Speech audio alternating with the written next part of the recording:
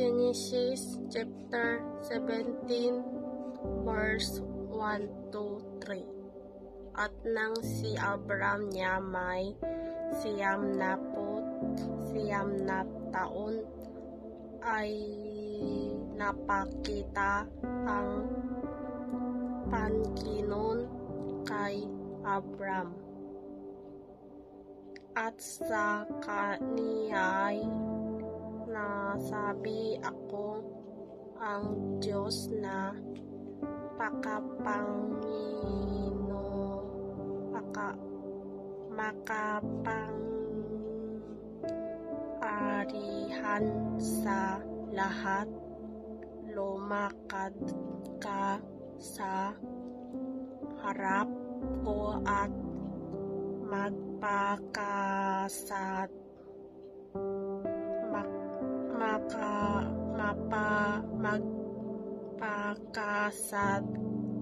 ka at ako'y makikipagtipan sa iyo at ikaw ay aking pararamihing may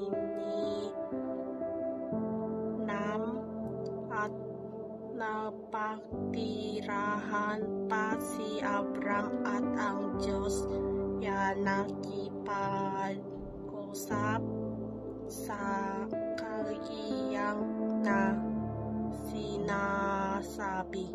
Amen. Gandang gabi, Redeemers Family. Ang ibabahagi ko po ngayon ay makikita sa Genesis chapter 17 verses 4 to 5. Ito ang sinasabi. Itong aking tipan sa iyo, ikaw ay magiging ama ng maraming bansa. Hindi na Abram ang itawag sa iyo, kundi Abraham, sapagkat ngayon ginagawa kitang ama ng maraming bansa. Yun lang po. Maraming salamat. God bless us all. Magandang araw po sa lahat. Ang babasahin ko po ay makikita sa Genesis chapter 17 verse 6 to 7. Pararamihin ko nga ang iyong lahi at magtatatag sila ng mga bansa at may magiging hari sa kanila. Tutuparin ko ang aking pangako sa iyo at sa iyong lahi habang panahon at ako'y magiging Diyos ninyo. Yun lamang po. Magandang gabi po sa inyo lahat. Ako po ay mag-share lang po ng Genesis chapter 17 verse 8 to 9. Number 8. At ibibigay ko sa iyo at sa iyong bini pagkamatay mo ang lupain iyong mga pinagkalakbayan, ang buong lupain ng Kanaan na pag-aaring walang hanggan, at ako ang magiging Diyos nila. Number 9. At sinabi pa ng Diyos kay Abraham at tungkol sa iyo, ingatan mo ang aking tipan, ingatan mo at ang iyong bini pagkamatay mo sa buong kalairan nila. Amen. Magandang gabi po muli. Ito po ang aking message sa Genesis 17 verse 10 to 11. Ganito ang iyong gagawin. Lahat ng lalaki sa inyo ay tutuliin. 11. At iyan ang magiging palatandaan ng ating tipan. Amen po. Salamat po sa bawat isa. Magandang gabi po. Share ko po ngayon ay Genesis chapter 17 verse 12 and 13. At ang may 8 araw ay tutuliin sa inyo ang bawat lalaki sa buong kalahian ninyo. Ang ipinanganak sa bahay o ang binili ng salapi sa sino mang taga-ibang lupa na hindi sa iyong lahi. Ang ipinanganak sa bahay at ang binili ng iyong salapi ay dapat tuliin, at ang aking tipan ay sa iyong laman na pinakatipang walang hanggan. Amen.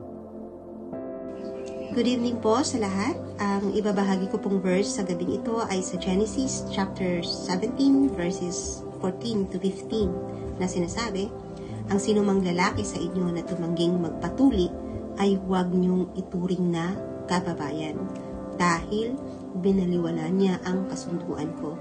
15, sinabi pa ng Diyos kay Abraham, tungkol naman sa asawa mong si Sarai, hindi mo na siya tatawaging Sarai, kundi mo lang ay Sarah, na ang itatawag mo sa kanya. Amen. So, purihin po natin ang ating Panginoon. Magandang gabi po, and God bless everyone. Magandang gabi po sa ating lahat. I-share ko po ngayon ay Genesis chapter 17 verse 16 to 17. Ito po ay, sapagkat siya'y pagpapalain ko, magkakaanak ka sa kanya at siya'y magiging ina ng maraming bansa. May magiging hari mula sa kanyang mga salinlahi.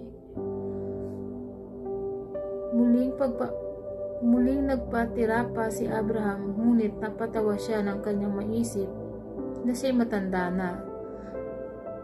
Nasabi rin sa sarili na magkakaanak pa ba ang isang lalaki sa 100 taong gulang na? At si Sarah, maglilihi pa ba siya, gayong siya'y 90 taon na?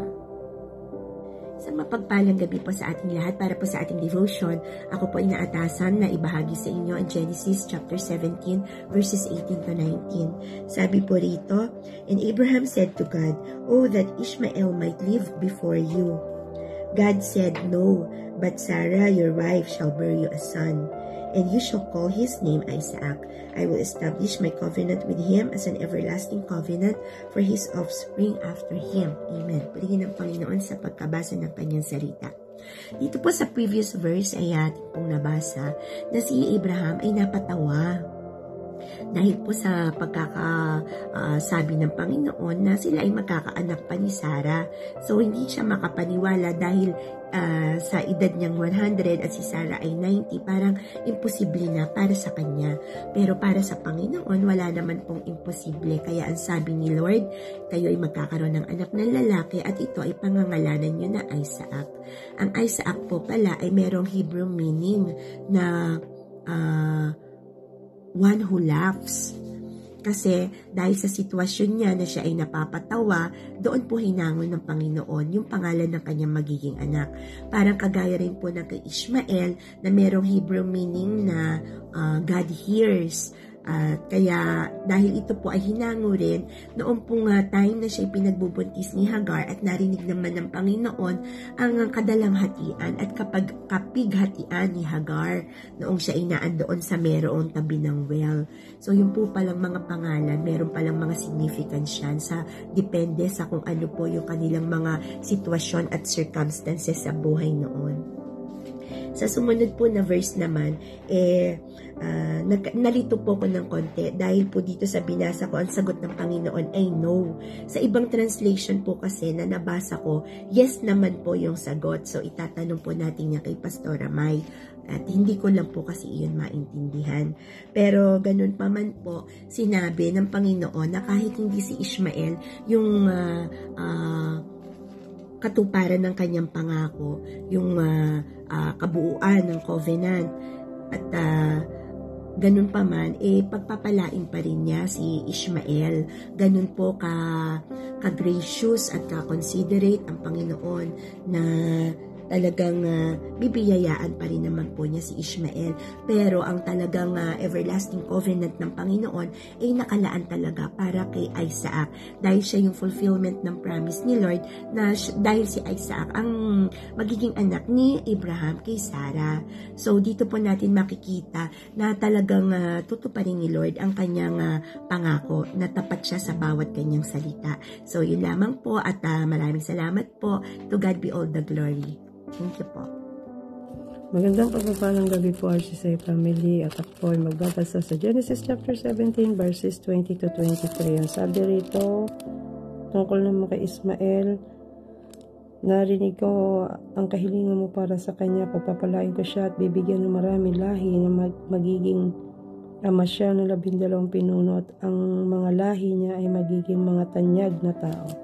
21, Kaya lang ang kasunduan ko sa iyo ay tutuparin ko lang kay Isaac at sa mga lahi niya. Ipapanganak ni Sarah si Isaac sa ganito ring panahon at susunod na taon. Umalis ang Diyos pagkatapos niyang sabihin kay Abraham ang mga ito. Sa mismong araw na iyon, tinupad ni Abraham ang iniutos sa kanya ng Diyos. Tinuliin niya ang anak niyang si Ismael at ang lahat ng lalaki sa kanyang sambahayan. Ang mga aliping isinilang sa tahanan niya at ang mga aliping pinili niya. Amen. Purihin ang Diyos sa pagkabasa ng kanyang salita. Mapagpalang gabi po sa ating lahat, mga kapatid. Tuloy lang po tayo sa ating gawain na pag-share po ng Word of God. At andito na po tayo ngayon sa Genesis chapter 17. At ang verse po na akin pong tatalakayin ngayong gabi ay dito po sa Genesis chapter 17 verse 24 to 27. At sinasabi nga po sa talatang ito, si Abraham ay 99 na taong gulang nang tuliin siya. At si Ismael naman ay 13 gulang na ito.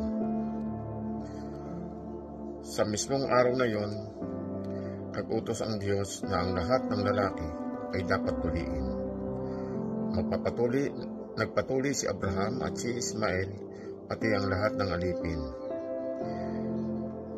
Alipin ni Abraham na isinilang sa sambahayan niya at ang alipin na binili niya sa mga tagaibang lugar. Amen. Dito po sa talatang ito ay makikita po natin na kahit po si Abraham ay nasa 99 na taong gulang na nang tuliin at si Ismael naman po ay 13 gulang na